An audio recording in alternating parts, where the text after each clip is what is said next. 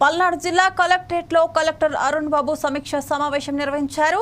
Narasaraopet bird flu వల్ల ఘటన చోటు చేసుకున్న సందర్భంగా వైద్య బృందం పరిశీలిస్తున్నామని కలెక్టర్ తెలిపారు. ప్రజలు ఆందోళన చెందాల్సిన అవసరం లేదని తెలియజేశారు. బర్డ్ ఫ్లూ ఎక్కడి నుంచి వచ్చింది అనే మూలాన కనుక్కునేందుకు తమ మెడికల్ హెల్త్ టీములు పనిచేస్తున్నాయని చెప్పారు. ఢిల్లీ నుంచి వైద్య నిపుణుల బృందం మంగళగిరికి వచ్చిందని, తమ ప్రాంతానికి వస్తారో లేదో ప్రస్తుతానికి తమకు సమాచారం ఇవ్వలేదని వెల్లడించారు. ప్రజలందరూ అప్రమత్తంగా ఉండాలని విజ్ఞప్తి చేశారు.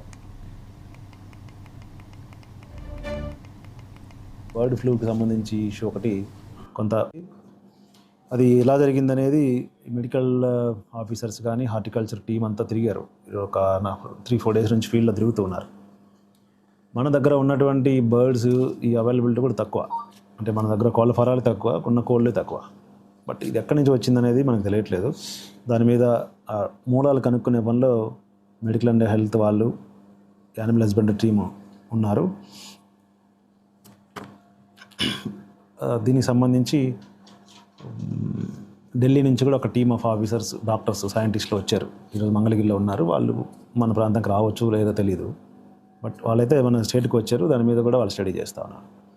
దీని మీద కూడా ఎవరు ఆందోళన చెందాల్సిన అవసరం లేదు. ఆ ప్రాంతం అంతా స్క్రీనింగ్ చేశాము, అందరికి టెస్టులు చేశాము. ఎవరు కూడా పాజిటివ్గా నిర్ధారణ కాలేదు, అందరూ నెగిటివ్ ఉన్నారు. ఎవరికి సింటమ్స్ కూడా లేవు.